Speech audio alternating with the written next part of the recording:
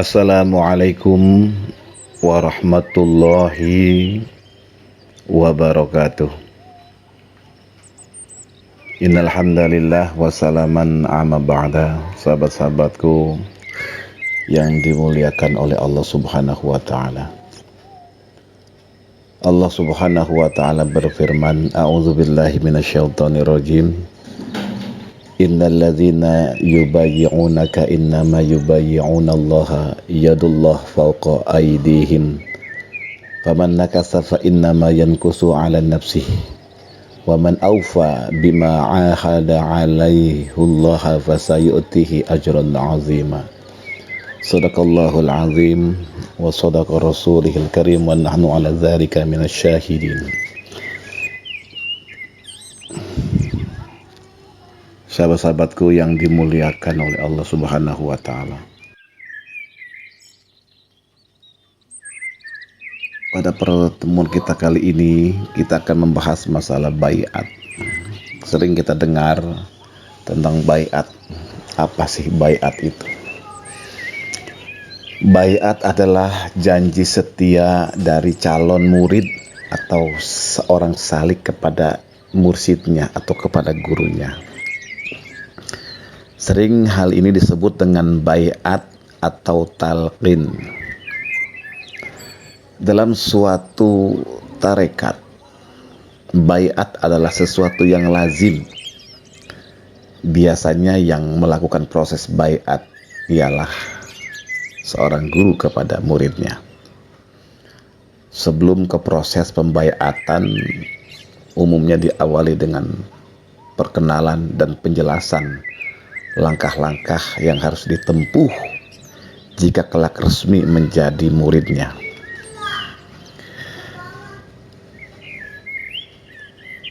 Untuk menjadi seorang murid, dia harus melewati beberapa langkah-langkah.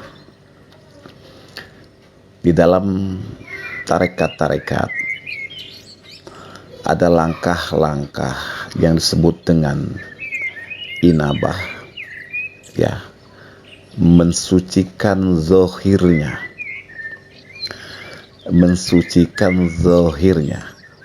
ya, inabah. Biasanya dimandikan terdahulu, disucikan dulu jasadnya atau zahirnya. Kemudian langkah selanjutnya adalah aubah dan taubat, ya. Dua proses ini saling berkaitan, yaitu kemudian seorang murid memasuki yang disebut dengan pintu taubat.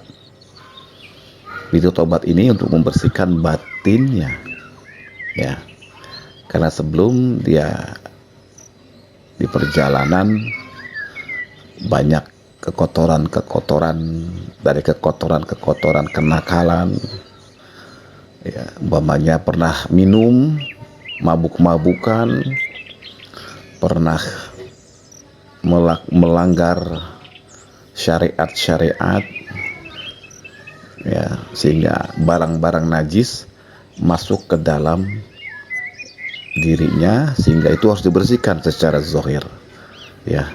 Jadi kotoran-kotoran zahir itu harus dibersihkan dulu, karena kalau tidak dibersihkan nanti akan menjadi penghalang dia di dalam melaksanakan perjalanan menuju Allah. Makanya ada proses ini, adalah proses pembersihan zahir, di mana bekas-bekas minuman keras, bekas homer yang masuk ke tubuh dia, yang menyelinap di sel-sel tubuh dia, dibersihkan, diangkat keluar. Ini masuk dalam proses inabah, ya. Setelah itu sudah dibersihkan, diangkat, ya, penyakit-penyakitnya juga biasanya akan keluar juga. Ketika kita mengeluarkan kotoran-kotoran, ya, hal-hal yang pernah dilakukan, maka akan keluar. Karena ini banyak pengaruhnya dalam kehidupan dia nantinya. Akan membuat orang malas dalam berzikir, membuat malas orang untuk bangun malam, untuk melangkah menuju Allah, akan ada sifat malas. Karena apa? Karena dalamnya belum bersih, masih banyak kotoran-kotoran. Dan ini harus dibersihkan dahulu. Nah ini langkah-langkah, salah satu langkah-langkah yang harus dilakukan. Kemudian dimasuki pintu taubat, kemudian dibersihkan hatinya, ya, taubat dari menggunjing orang, taubat dari penyakit hasad, hasud, iri hati, dengki, sombong, takabur. Nah ini mulai dibersihkan. Ini masih taubat. Ini masih proses-proses taubat. Ya, gitu. Ada semacam itu. Ya. Kemudian seorang salik, ya, seorang calon murid ini diperkenalkan berbagai syarat dan ketentuan internal tarekat. Nah, misalnya kesediaan murid menyempurnakan ibadah syariatnya, patuh kepada mursyid, ya, tidak menentang mursyidnya, aktif dan telaten melakukan riyadhah bersama gurunya. Nah, ini yang jarang sekali ya orang ketika dia sudah masuk pintu taubat, jarang sekali untuk melakukan riyadhah bersama guru. Nah, untuk melakukan riyadhah bersama guru ini harus sering-sering dilakukan, karena seorang murid tidak akan mampu menjaga istiqomahnya kecuali bersama dengan gurunya. Ya, dikit demi sedikit berusaha meninggalkan rutinitas duniawi yang tidak ada manfaatnya.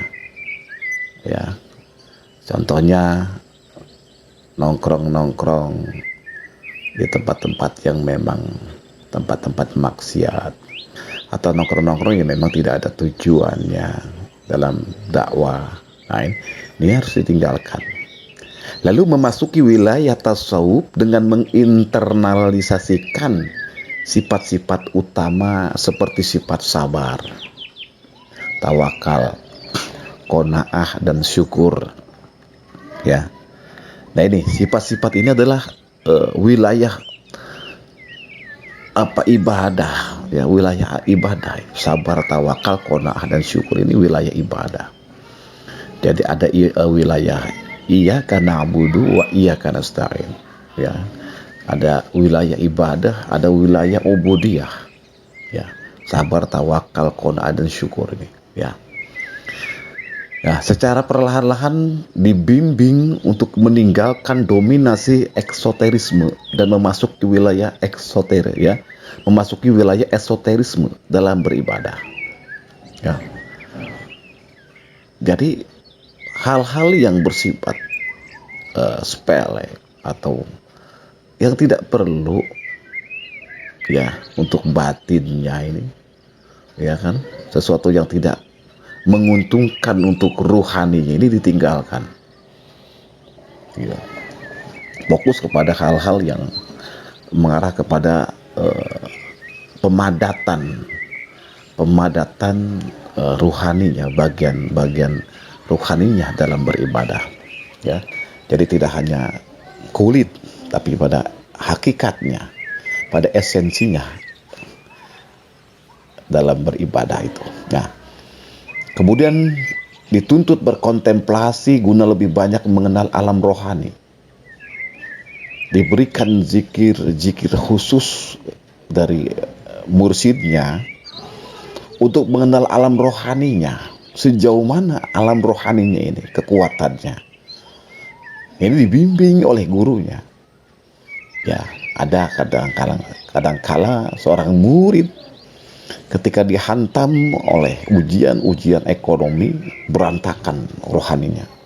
Alam rohaninya tidak kuat. Ya. Kocar kacir ketika dihantam, diuji alam rohaninya dengan berkurangnya rezeki pada dirinya. Nah ini apa? Gunanya apa?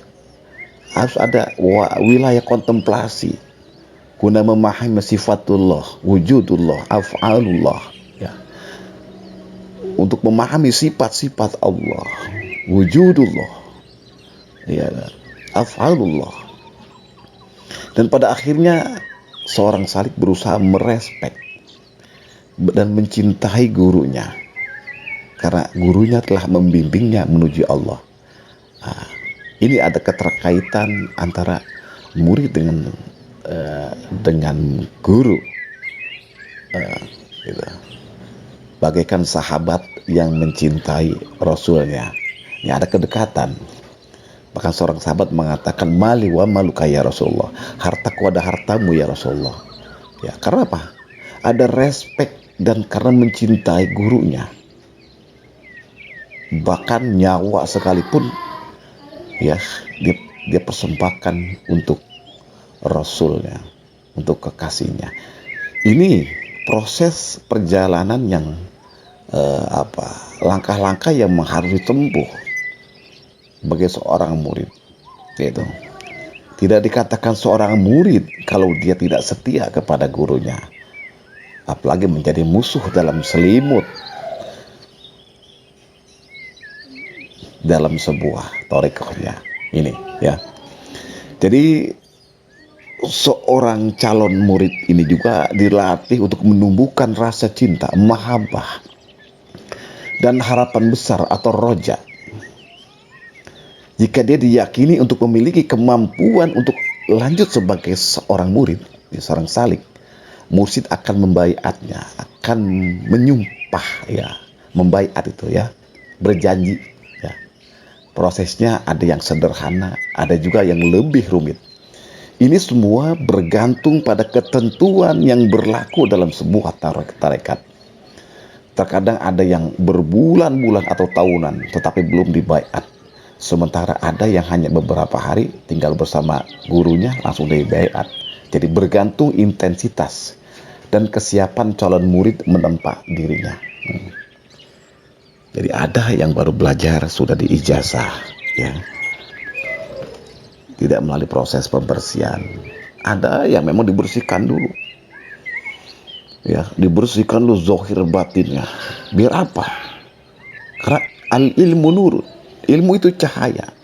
Jadi ketika zahir dan batinnya sudah bersih, maka masuklah cahaya ke dalam tubuhnya dengan sangat terang, benderang. Sehingga apa? Tidak ada perbedaan pandangan terhadap gurunya. Malah, ya, pandangannya nanti akan menguatkan gurunya. Jadi apa? Karena ada kesinambungan, ada sir yang tersambung dari guru dan murid yang tidak terlihat oleh mata telanjang atau mata ini hanya kasat mata. Oleh karena itu Allah Subhanahu wa taala berfirman, innal ladzina yubayyi'una innama yubayyi'una Allah yadullah fawqa aydihim faman nakasa fa innama yankusu ala nafsi wa man awfa bima ahadallah alaihi alaihi Allah fa sayutihi ajran azima. Jadi orang-orang yang berjanji setia kepadamu, sesungguhnya mereka berjanji setia kepada Allah. Jadi perjanjian kesetiaan itu pada hakikatnya adalah berjanji kepada Allah. Yadullah fawqa aydihim, tangan Allah di atas tangan mereka, ya. Yadullah fawqa aydihim. Barang siapa yang melanggar, paman nakasa fa inma yankusu ala nafsi, barang siapa melanggar janjinya, niscaya akibat dia melanggar janji itu akan menimpa dirinya. Dan barang siapa yang menetapi janjinya, berpegang teguh pada janjinya kepada Allah, Allah akan memberinya pahala yang besar. Sahabat-sahabatku yang dimuliakan oleh Allah, jadi idealnya baiat itu mengikat, apalagi komitmen itu bertujuan positif, sebagaimana yang ditegaskan Allah Subhanahu wa taala, wa aufu bi ahdillah idza ahadtum wa la tanqudu al-aiman ba'da tawkidiha wa qad ja'altumullah alaikum kafila innallaha ya'lamu ma taf'alun. Ya, tepatilah perjanjian dengan Allah apabila kalian berjanji, dan janganlah kalian membatalkan sumpah-sumpah kalian. Jadi ketika Anda berjanji kepada guru Anda, kepada pembimbing akhirat Anda, maka jangan sekali-kali kau membatalkan perjanjian dan sumpah-sumpah Anda. Karena perjanjian Anda adalah hakikatnya adalah perjanjian kepada Allah Subhanahu wa taala. Wa aufu bil ahdi innal ahda kana mas'ula. Dan penuhilah janji-janji. Penuhilah janji. Sesungguhnya janji itu pasti akan diminta pertanggungjawabannya. Akan ditanya pertanggungjawabannya. Ya. Di dalam hadis ditemukan sejumlah riwayat yang mengajarkan konsep baiat bagi mereka yang akan menjadi pengikut khusus Rasulullah. Ya, seperti hadis riwayat Bukhari dari Ubaidah bin Samit. Rasulullah bersabda, "Berjanjilah kalian kepadaku untuk tidak menyekutukan Allah dengan sesuatu, tidak mencuri, tidak berzina, tidak membunuh anak-anak kalian, tidak membuat kebohongan di antara tangan dan kaki kalian, dan tidak mendurhakai aku dalam kebaikan. Barang siapa di antara kalian menepati janji ini, dia akan mendapatkan pahala dari Allah. Barang siapa yang melanggar sebagian darinya, lalu Allah menutupinya, hukumannya bergantung kepada Allah. Jika Allah menghendaki, dia akan mengampuninya, dan jika tidak, dia akan menghukumnya." Maka kami pun membaiat beliau dengan hal itu. Hadis riwayat Bukhari dan Muslim. Ini sangat jelas bahwasanya seorang murid yang durhaka kepada gurunya, yang menyalahi perjanjian kepada gurunya, maka akan sulit taubatnya. Murid yang durhaka kepada gurunya akan sangat sulit taubatnya. Ya. Ada kata Rasulullah sudah jelas. Ya, sudah jelas sekali di sini, ya. Bagi yang melanggar perjanjiannya. Ada dua kemungkinan, dihukum dan tidak dihukum, atau diampuni atau tidak diampuni. Ini berarti sangat berat. Ketika seorang sudah dibaiat, maka akan berat. Ya, ketika dia melanggar baiatnya atau sumpahnya atau janjinya kepada gurunya. Nah, bentuk baiat dan lafal yang pernah dilakukan Rasulullah kepada para sahabatnya berbeda-beda. Baiat secara kolektif dan individu pernah dilakukan oleh Rasul. Contohnya baiat kolektif yang dilakukan beliau kepada beberapa sahabatnya diungkapkan oleh Sayyid bin Aus. Jadi pada suatu hari pernah ada beberapa orang berada di hadapan Rasulullah. Saat itu Rasul bertanya, "Apakah di antara kalian ada orang asing?" Maksudnya ahli kitab. Kami jawab, "Tidak ada." Lalu beliau menyuruh kami menutup pintu dan berucap, "Angkatlah tangan kalian dan ucapkanlah la ilaha illallah, tiada Tuhan selain Allah." Kemudian Rasulullah bersabda, segala puji hanya bagi Allah. "Ya Allah, sesungguhnya Engkau mengutusku dengan kalimat ini, dengan kalimat la ilaha illallah. Engkau menyuruhku untuk mengamalkannya, la ilaha illallah. Dan Engkau menjanjikan surga kepadaku dengannya, la ilaha illallah. Ketahuilah bahwa aku membawa kabar gembira untuk kalian. Sesungguhnya Engkau tidak akan menyalahi janji." Lalu beliau bersabda, "Ketahuilah bahwa aku membawa kabar gembira untuk kalian. Sesungguhnya Allah telah memberi ampunan kepada kalian." Hadis riwayat Ahmad. Sedangkan contoh baiat atau janji atau sumpah secara individu terungkap melalui hadis yang diriwayatkan Tabarani. Baiat ini terjadi ketika Ali bertanya kepada Rasulullah, "Ya Rasulullah, tunjukkanlah kepadaku jalan yang paling dekat menuju Allah, yang paling mudah untuk beribadah kepada Allah dan paling utama di sisi Allah."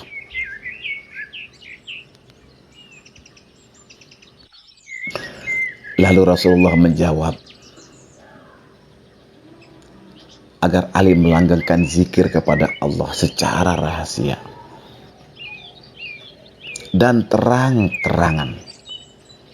Lalu Allah meresponnya dengan mengatakan bahwa semua orang melakukan zikir dan ia berharap diberi zikir khusus. Hal paling utama dari apa yang aku ucapkan dan para nabi sebelum aku adalah kalimat La ilaha illallah. Demikian jawaban Rasulullah. Seandainya langit dan kalimat ini ditimbang, kata Rasul, maka kalimat ini lebih berat daripada langit. Kiamat tidak akan terjadi selama di bumi masih ada orang yang mengucapkan kalimat La ilaha illallah. Ali bertanya kembali, bagaimana cara mengucapkannya? Rasul menjawab, pejamkanlah kedua matamu, La ilaha illallah, dan dengarkanlah aku, La ilaha illallah, diucapkan 3 kali. Ucapkanlah 3 kali kalimat itu dan aku mendengarnya. Ali mengucapkan dengan keras. Ditemukan banyak lagi hadis yang menerangkan cara pembaiatan kepada orang dan kelompok. Setelah Rasulullah wafat, pembaiatan terus dilakukan oleh para sahabat. Abu Bakar, Umar, Utsman, Ali pernah membaiat orang dan kelompok. Tradisi itu dilanjutkan oleh para praktisi tarekat sampai saat ini. Baiat di sini bukan baiat politik seperti Baitullah al-Aqabah kaum Ansor atau baiat sebagai tanda pengakuan kekuasaan terhadap seorang pemimpin. Bukan. Ini adalah baiat spiritual yang dimana seseorang atau kelompok orang yang menyatakan janji suci kepada Allah di hadapan gurunya untuk hidup sebagai seorang yang solehah di depan mursidnya, di depan gurunya. Pertanyaan yang mendasar tentang baiat ini, mestikah seseorang dibaiat? Bagaimana dengan orang-orang yang memilih hidup di luar tarekat, yang di sana tidak umum dikenal atau ada baiat atau talqin? Apakah keislaman tidak sempurna tanpa baiat atau talqin? Tidak ada kesepahaman para ulama tentang wajibnya baiat. Baiat di dunia tarekat bisa diperbarui seandainya seseorang memerlukan pengisian kembali atau recharging, dicas kembali energi spiritual dari mursyid, dari gurunya. Namun perlu ditegaskan sekali lagi bahwa mursyid bukan santo atau lembaga pastoral yang dapat atas nama Tuhan memberikan pengampunan dosa terhadap jamaah. Bukan. Fungsi mursyid sebagaimana telah diuraikan bahwasanya berfungsi sebagai motivator dan tutor yang dipercayai oleh muridnya, oleh saliknya. Banyak cara orang untuk memperoleh ketenangan dan sekaligus motivasi untuk menggapai rasa kedekatan diri dengan Tuhan. Salah satu di antaranya ialah menyatakan komitmen spiritual kepada Tuhan di depan atau melalui mursyid yang dipilihnya. Jika pada suatu saat mengalami krisis spiritual, ia merasa sangat terbantu oleh kehadiran sahabat spiritual yang berfungsi sebagai konsultan spiritualnya. Tentu sekali lagi bukan memitoskan atau mengkultuskan seseorang, tetapi secara psikologis. Setiap orang pada dasarnya membutuhkan referensi personal untuk mengatasi kelabilan di dalam hidupnya, keruwetan di dalam hidupnya. Ini bukan bid'ah. Ini bukannya bid'ah karena memiliki dasar yang kuat di dalam Al-Quran dan hadis. Namun tidak berarti bagi mereka yang tidak pernah menjalani baiat, keislamannya bermasalah, sebab baiat bukan sesuatu yang wajib. Ini adalah sebuah perjanjian kesetiaan kepada gurunya di dunia dan di akhirat.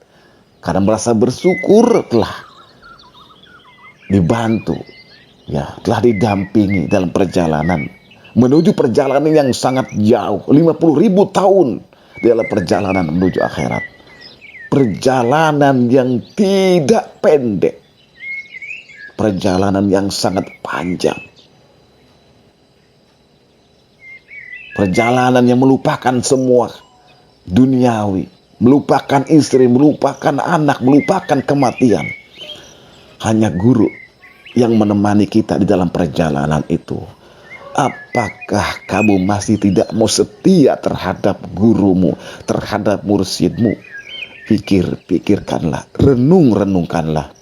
Billahi taufik wal hidayah. Wassalamualaikum warahmatullahi wabarakatuh.